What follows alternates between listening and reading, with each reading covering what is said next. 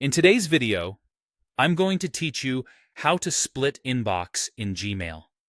If you've ever wished you could read an email while still seeing your full message list, this is exactly what you're looking for.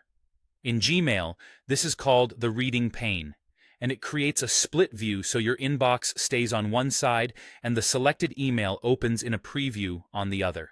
It feels similar to classic desktop email layouts and can make triaging your inbox much faster.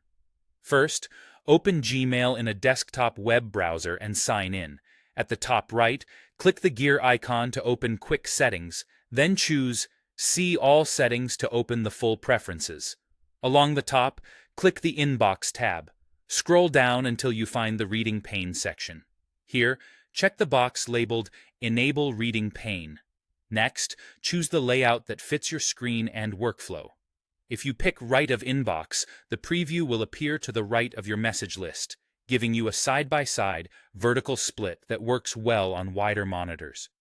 If you choose Below Inbox, the preview will sit under your message list, creating a top and bottom horizontal split that can feel more comfortable on smaller or narrower screens. You can also select No Split if you want to turn the split off and return to the traditional single-column view. After you've made your choice, scroll to the bottom of the page and click Save Changes. Gmail will reload and display your inbox with two panes, your list of messages and a live preview pane. Click any email in your list to see the content instantly in the preview without fully opening a new page. This makes it easy to skim, reply quickly, or move on to the next message without losing your place. Once the reading pane is enabled, you'll usually see a small split view toggle near the gear icon when you're in your inbox.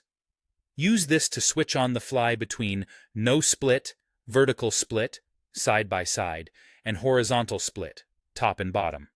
It's a handy way to adapt the layout if you resize your browser window or move between displays.